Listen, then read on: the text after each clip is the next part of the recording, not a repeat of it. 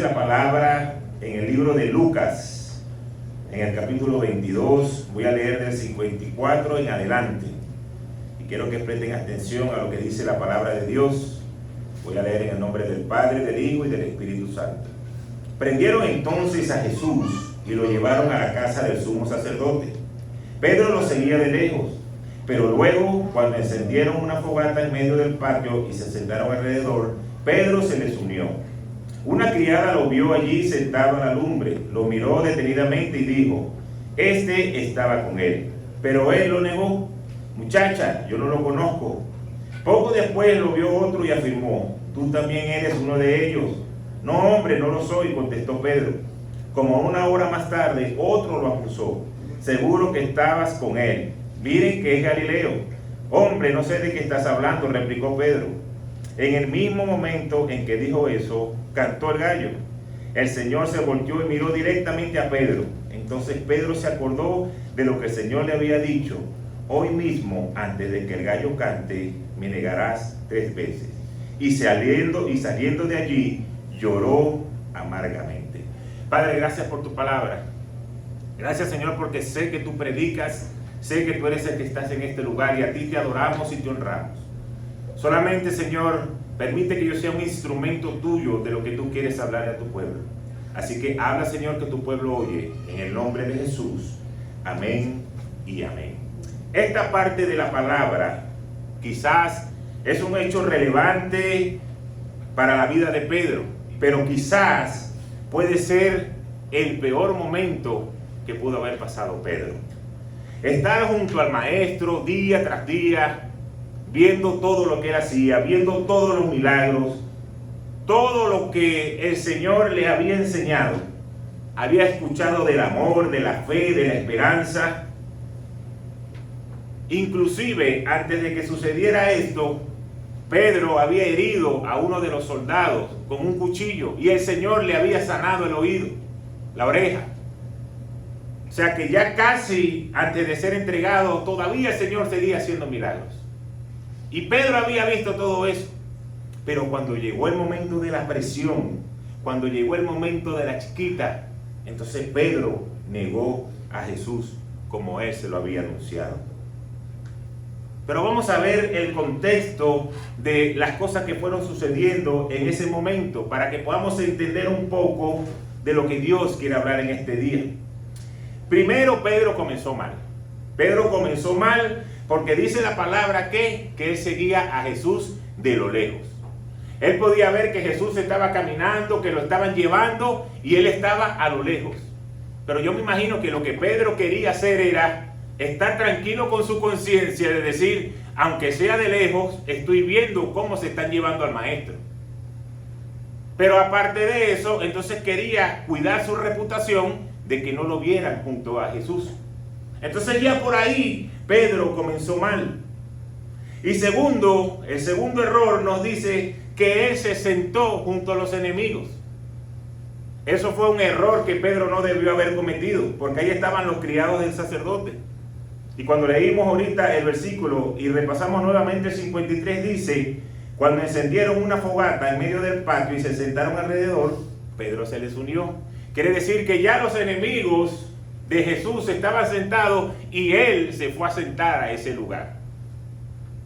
No debió haber hecho eso, porque lo iban a descubrir.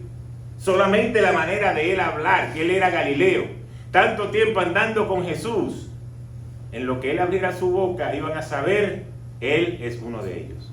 Él es como Jesús. Y sin embargo, podemos ver que hay otra circunstancia que Pedro quizás no tomó en cuenta.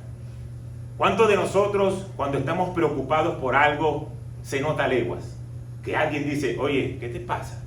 Que te veo que estás ahí jorungando el teléfono y que estás como nervioso y no estás en sí, ¿qué te pasa?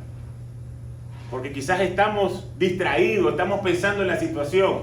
Pedro estaba sentado ahí y tenía que estar pasando un momento de angustia, de depresión. Y la gente se dio cuenta fácilmente de que él estaba con Jesús. Por eso lo reconocieron. Pero cuando leemos la palabra y vemos este pasaje en los evangelios de Mateo y de Marcos, Dicen que cuando la tercera vez que le dijeron que él era uno de los que estaba con Jesús y él lo negó, dice la palabra que dijo maldiciones y que comenzó a hacer juramentos de negación. Quiere decir que era la presión que él tenía que comenzó a maldecir y a decir cosas y a jurar cosas que eran mentiras, solamente para que no lo vieran que estaban con Jesús. Y ahí vino el gallo, cantó, y fue cuando Jesús levantó la mirada y Pedro sabía lo que había hecho, y dice la palabra que lloró amargamente. Por eso el Señor se lo había dicho a Pedro antes que el gallo cante. Y así se llama la palabra de hoy, antes que el gallo cante. Pero es interesante ver el momento en que Jesús le dice a Pedro que lo va a negar. Estaban todos sentados en lo que sería la última cena de los discípulos con Jesús. Y vamos a ver qué nos dice el libro de Lucas 22, del 31 al 34. Estando ellos sentados ahí, el Señor le dice a Pedro: Simón, Simón, mira que Satanás ha pedido zarandearlos a ustedes como si fueran trigo. Pero yo he orado por ti, para que tu fe no falle. Y tú, cuando te hayas vuelto a mí, fortalece a tus hermanos. Señor, respondió Pedro, estoy dispuesto a ir contigo tanto a la cárcel como a la muerte. Pedro, te digo que hoy mismo, antes de que cante el gallo, 3 veces negarás que me conoces. Entonces, qué interesante, ya el Señor se lo había anunciado, pero él se hizo el fuerte. No, yo contigo hasta la muerte. Yo estoy ahí, fiel, cuenta conmigo. Yo seré incapaz de que a ti te pase algo y que yo te vaya a abandonar. Pero el Señor conoce el futuro, el Señor conoce el corazón. Y ya le había dicho: Pedro, no hables tantas pistoladas, que cuando la gente venga, tú me vas a abandonar. No, Señor, yo no voy a hacer eso. ¿Cuántas veces nosotros, sin darnos cuenta, hacemos lo mismo? Señor, yo te amo, Señor, tú eres lo primero en mi vida, Señor, tú eres lo más importante. Pero cada vez que toca escoger entre Dios y otra cosa, siempre Dios sale sacrificado. Debe ser que como el Señor Jesús murió por nosotros en un sacrificio, decimos, tenemos que seguir sacrificando al Señor. Siempre el Señor sale perdiendo. Pero hay algo que yo quiero que tú entiendas, que le dijo el Señor Jesús a Pedro. Le dijo: Satanás está buscándote para zarandearte. Y Satanás sigue haciendo lo mismo hoy con nosotros. Él no está jugando carrito. Él quiere ir en contra de ti, de tu familia, de tus finanzas, de la salud. Ya lo había logrado con Judas. Ya había entrado en el corazón de Judas, y por eso Judas traicionó a Jesús. Y terminó ahorcándose. Y fíjense que cuando volvemos a leer este versículo, él le dijo, Jesús a Pedro: cuando te hayas vuelto a mí, estoy orando para que tu fe no falte. Quiere decir, yo sé que me vas a fallar. Yo sé que cuando el enemigo se levante, comience la presión, tú me vas a negar. Pero después le dice: pero cuando vuelvas a mí. Quiere decir, yo voy a orar para que ese momento no sea un momento tan duro para ti. Para que a pesar de lo que hagas, tu fe no sea perdida. Ahora, iglesia, esta historia narrada en la palabra de Dios, muchas veces la vemos en Semana Santa, sobre todo los que venimos de Venezuela, vemos que en Semana Santa ponen esto como por tradición. Las películas de Jesús. Cuando Pedro negó a Jesús. Y es algo que vamos viendo de generación en generación. Pero la palabra de Dios hoy nos quiere enseñar algo importante. Tenemos que preparar nuestro corazón. El enemigo sigue buscando atacar a los hijos de Dios. Y lo hace de la manera más sutil, que es presentando los placeres de esta vida para que comiencen a sustituir lo que viene de Dios. Pero lo hace de una manera sutil, tan sutil que uno, no importa, yo lo hago, eso no tiene nada de malo, todo el mundo lo hace. Esa es la palabra maravillosa que nosotros usamos, que viene desde que somos pequeños. Pero si él lo hace, mi hermano lo hace, mi hermana lo hace y no le dices nada, a mí sí me vas a decir, siempre buscamos echarle la culpa a alguien. Pero te voy a decir una cosa, tenemos que no ser como es todo el mundo y comenzar a ser un verdadero hijo de Dios. ¿Sabes cómo tú vas a ser visto como un verdadero hijo de Dios cuando la sociedad comience a rechazarte por cosas que son comunes para el mundo pero que no agradan a Dios y tú dejas de hacerlas?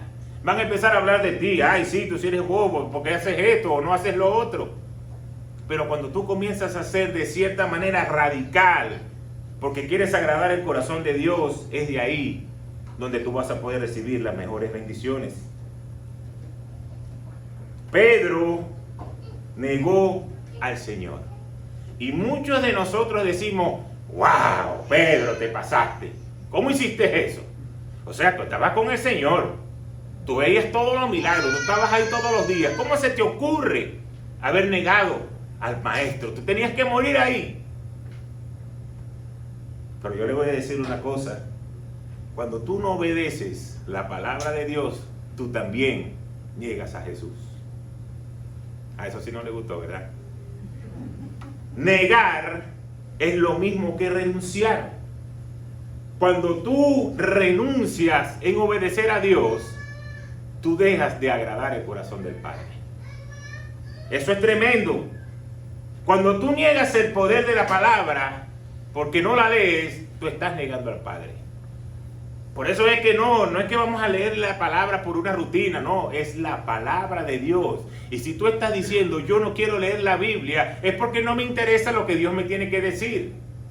Ahí está la palabra de Dios, es ahí donde Él va a hablar. Cuando no lo haces, lo estás negando. Niegas el poder de la oración porque no oras. No te levantas, no tienes un tiempo de decir, yo aparto este tiempo para orar al Señor. Él me habló por medio de la palabra, ahora yo voy a hablar con Él por medio de la oración. Y si no lo apartas ese tiempo, estás negando el poder de la oración. Dice, no es importante que Dios me escuche lo que yo tengo que decir. Y no sabes tan importante que eso es. Niegas al Señor, como dice su palabra, lo que es bueno y delicioso, que es estar los hermanos juntos en armonía. O sea, la gente falta a la iglesia y no le da ni siquiera una incomodidad, ni un dolorcito de barriga de decir, hoy no fui a la iglesia. No, eso es normal. Porque eso es como que si fuera un club social. Hoy marqué tarjeta y el próximo domingo, no sé, puede ser que salga otra actividad o me queda durmiendo o lo que sea. Y también comenzamos a negar lo que dice la palabra. Tenemos actividades de los grupos en la semana. A veces nos conectamos, a veces sí, a veces no. Hay algo que nos dice Efesios 4:29 y dice, no digan malas palabras, al contrario, digan siempre cosas buenas que ayuden a los demás a crecer espiritualmente, pues eso es muy necesario. Hablas, dices malas palabras, dices groserías, pero no importa. Yo no puedo hablar con amigos del trabajo, con hombres y no decir un par de groserías porque van a decir que yo soy una mamita. Pero niegas lo que dice la palabra de Dios. El Señor te ha bendecido, el Señor te da salud, te da fuerza, te da inteligencia, destreza, permite que tengas un buen trabajo, permite que tengas una buena empresa, pero no le traes los diezmos al alfolí. Entonces estás negando de que el Señor te ha dado todas esas cosas y le estás diciendo, yo lo hago por mi propia fuerza, no necesito de Dios. Porque si yo entiendo que Dios me está dando todo esto y yo se lo tengo que traer a Él, porque a Él le pertenece. Porque Dios con decir, estás enfermo y no vas a trabajar 2 semanas, ¿qué vamos a hacer nosotros? No vamos a poder salir de nuestras casas. Entonces a veces sin darnos cuenta negamos el poder de Dios. Solamente porque decimos, eso ya está abolido, ya eso está fuera de moda. En esta época moderna no hay que estar diezmando, eso ya no, eso es del Antiguo Testamento. Y dejamos que el enemigo nos engañe. ¿Has recibido algún milagro de alguna manera? De salud, de que conociste a otra mujer o a otro hombre y comenzaste otro nuevo hogar que el Señor ha bendecido. El Señor te sacó de deudas. El Señor te levantó. Y hoy deberías estar ya siendo un líder de grupo, ya estar dispuesto a decir, pastor, pastora, mire, ya mi casa está a la orden. Yo quiero abrir un grupo en mi casa porque yo quiero que ahí se hable del Señor, de lo que Él ha hecho por mí. Pero no importa, yo me quedo aquí tranquilo, que lo haga el pastor o que lo haga otro. No se conectan o no vienen a la iglesia y uno tiene que estar llamándoles y pasándoles mensajes, oye, ¿por qué no fuiste a la iglesia? ¿No te vi este domingo? Cuando deberíamos estar deseosos de venir a adorarlo por lo que Él ha hecho por nosotros.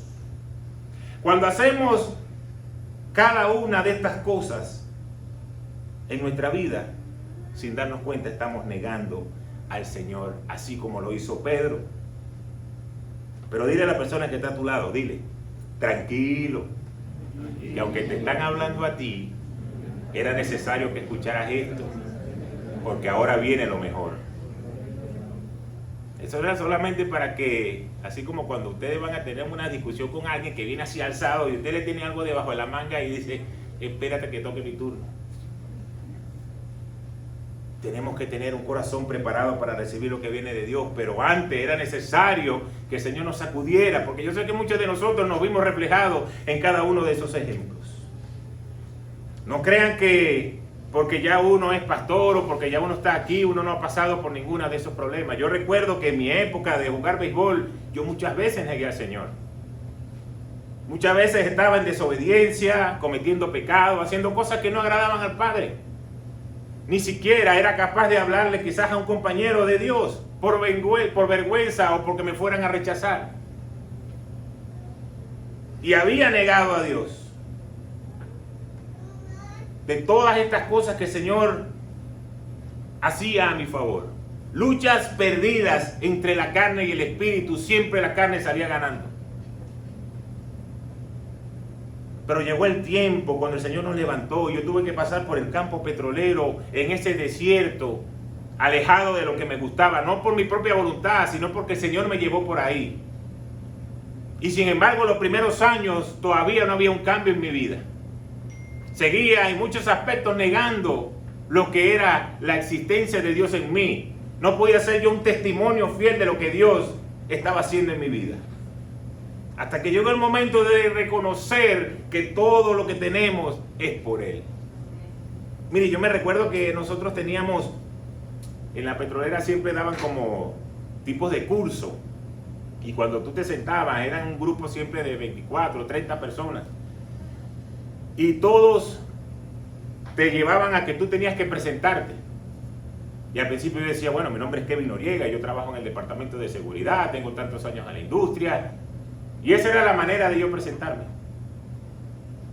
Y recuerdo que cuando comenzó el Señor a transformar la vida de este siervo, y me preguntaban, bueno, ahora preséntense. Yo decía, bueno, mi nombre es Kevin Noriega, soy un hijo de Dios, soy esposo, soy padre, trabajo en el departamento tal, tengo tantos años en la industria y creo en Jesús como mi Señor y Salvador.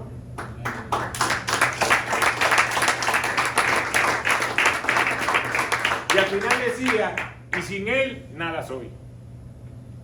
Y le puedo decir que esa reunión no era solamente de nosotros, había gerentes, había todo tipo de personas de diferentes departamentos. Entonces eso era algo que podía estar a mi favor o podía estar en mi contra.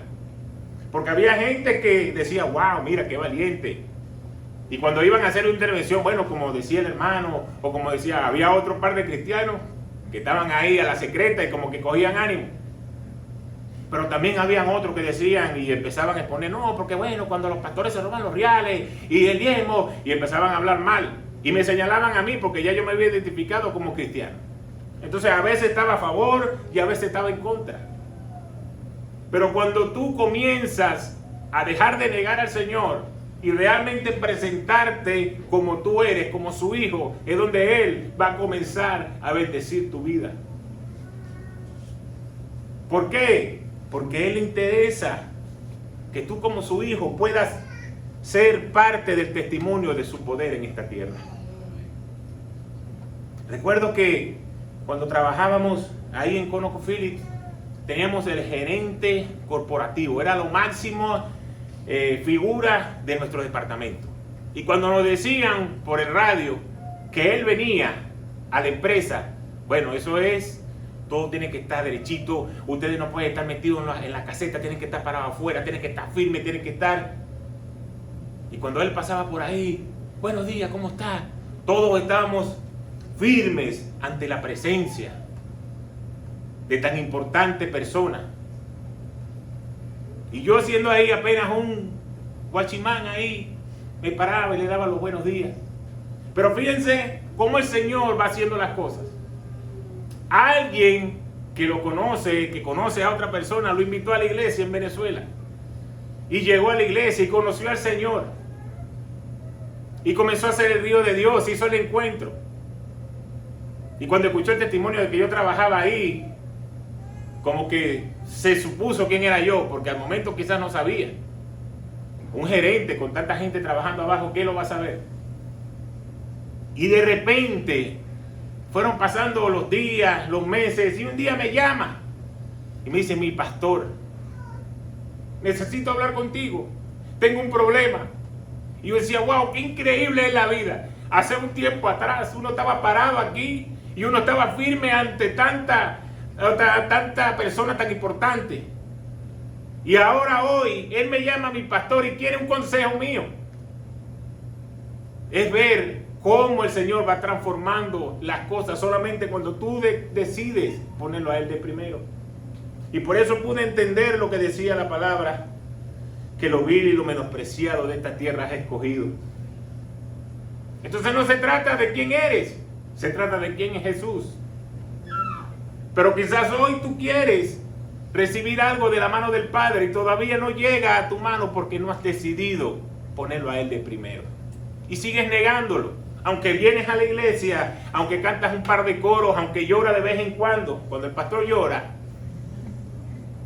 pero todavía no lo has hecho lo primero en tu vida. Entonces lo que debemos comenzar a hacer. Ahora, la historia de Pedro no termina allí. Jesús lo restituye. Y cuando leemos Lucas, en los últimos 2 versículos que leímos al principio, dice: el Señor se volvió y miró directamente a Pedro. Entonces Pedro se acordó de lo que el Señor le había dicho: hoy mismo, antes de que el gallo cante, me negarás 3 veces. Y saliendo de allí, lloró amargamente. Pero mira qué hermoso detalle de Jesús. Aunque Pedro lo había negado 3 veces antes de que el gallo cantara, dice la palabra que el Señor levantó y vio a Pedro. Pero el Señor levantó y vio a Pedro, no como uno cuando le dice a alguien: mira, si te metes por aquí te va a ir mal. Si haces esto por aquí te va a ir mal. Y cuando la persona se mete por ahí y le va mal, uno le hace: ¿viste? Te lo dije. O cuando uno le hace a sus hijos que se lo queda mirando con esos ojos: no hagas eso. El Señor no miró a Pedro de esa manera. El Señor miró a Pedro con ojos de amor, con ojos de compasión, con ojos de ternura, de misericordia. Y fue ahí donde Pedro, cuando vio los ojos, la mirada de Jesús, pudo quedar despierto espiritualmente y decir: ¿qué he hecho? ¿Cómo pude negar al Maestro? ¿Cómo pude abandonarlo? Y él, como siempre, poniéndose en el lugar de nosotros, no quería que Pedro se sintiera mal. Pero yo me imagino que cuando Pedro vio la mirada del Padre de esa manera, se sintió tan mal que dice la palabra que lloró amargamente. Haber sentido que había traicionado al Maestro. Nosotros tenemos que saber que aunque le hemos fallado al Señor, Él sigue siendo fiel. El Señor no es como un hombre que si tú le haces algo, te hace la cruz. Y dice: bueno, no sé qué va a tener que pasar para yo perdonar a esta persona. El Señor no. Nosotros podemos fallar, nosotros podemos apartarnos, pero el Señor sigue estando allí. Mira lo que dice la palabra en 2 de Timoteo 2:13. Si somos infieles, Él sigue siendo fiel. ya que no puede negarse a sí mismo. Aunque nosotros seamos infieles, como Dios es amor y es misericordia, Él no puede dejar de ser su propia esencia por nosotros, sino que Él es amor y te va a dar amor aunque tú le falles, aunque tú te alejes, aunque tú te apartes, aunque no leas la palabra, aunque no ores, aunque digas groserías, aunque hagas tantas cosas incorrectas, Dios te sigue amando. Pero vamos a ver lo que dice el versículo anterior, el 12. Si resistimos, también reinaremos con Él. ¿Pero qué debemos resistir? Debemos resistir las tentaciones, resistir el pecado. Debemos agradar a Dios para que podamos reinar juntamente con Él. Y termina el versículo diciendo, si lo negamos, también Él nos negará. Así que no se aprovechen. Si tú no pones al Señor de primero, si no te importa lo que Él piense de ti, si tus acciones quieren ir por encima, a mí me da lo mismo, yo entro y salgo, soy el mismo, soy igual por tantos años, y niegas en cada una de estas cosas en obedecer y agradar a Dios, entonces dice la palabra que Él también nos va a negar. Entonces yo te hago una pregunta: ¿cuántos de nosotros estamos esperando un milagro de Dios? ¿Cuántos de nosotros queremos ver cosas nuevas?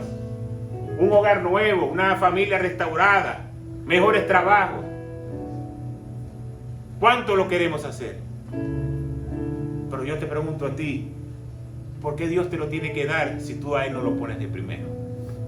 ¿Por qué? La palabra lo dice. Si tú lo niegas, Él te va a negar. No vayas a decir, bueno, que eso es el pastor que me soltó esa palabra y ahora me está yendo mal. No, lo dice la palabra de Dios. Si tú no lo pones a Él de primero, no te va a poder Dios ayudar. Ahora, siempre Dios es un Dios de amor y de misericordia. Y así como lo hizo con Pedro, lo puede hacer con nosotros. Pero no es lo correcto querer vivir de la misericordia de Dios, sino de la gracia. De agradarlo, de hacer las cosas para Él y que Él tenga que darnos las bendiciones, porque así dice su palabra. Finalmente, este versículo me gusta mucho en Juan 21, del 15 al 17. Cuando terminaron de desayunar, Jesús le preguntó a Simón Pedro: Simón, hijo de Juan, ¿me amas más que a estos? Sí, Señor, tú sabes que te quiero, contestó Pedro. Apacienta mis corderos, le dijo Jesús. Y volvió a preguntarle: Simón, hijo de Juan, ¿me amas? Sí, Señor, tú sabes que te quiero. Cuida de mis ovejas. Por tercera vez Jesús le preguntó: Simón, hijo de Juan, ¿me quieres? Y a Pedro le dolió que por tercera vez Jesús le hubiera preguntado: ¿me quieres? Así que le dijo: sí, Señor, tú lo sabes todo, tú sabes que te quiero. Apacienta mis ovejas, le dijo Jesús. El Señor restauró a Pedro para que, así como Él lo había negado 3 veces, ahora 3 veces pudiese decir: te amo. Para que el Señor le dijera: aunque me negaste 3 veces, ya 3 veces me dijiste que me amas. Y como de verdad me amas, entonces apacienta mis ovejas. Comienza a cuidar a las personas que Dios va a poner debajo de ti. Entonces, si nosotros amamos a Dios, lo que tenemos que hacer es comenzar a cuidar lo que Dios va trayendo a la iglesia.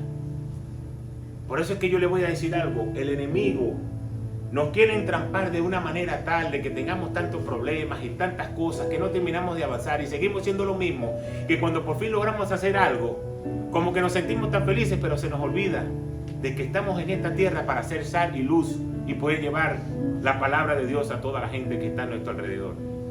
Eso es como algo que pasaba en Venezuela cuando faltaba algo: la harina pan, la sal, el azúcar. Uno podía faltarle eso en la casa y estar bravo y hablar mal, y hacías una cola de 6, 7 horas y de repente cuando la agarrabas como que todo se te olvidaba. Y eso no es así, eso no es lo correcto. Lo correcto es que cada vez que yo me pare y yo quiera comprar algo, ahí haya.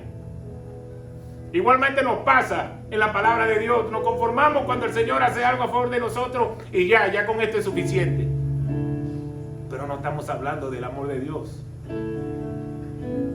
el Señor dejó establecido: id y haced discípulos, bautizándolos en el nombre del Padre, del Hijo y del Espíritu Santo. ¿Y sabe lo que me gusta de ese versículo? Que le dijo: id y haced discípulos a todos. No le dijo nada más a los pastores: ustedes, pastores, tienen que hacer discípulos. No, lo dijo a todos.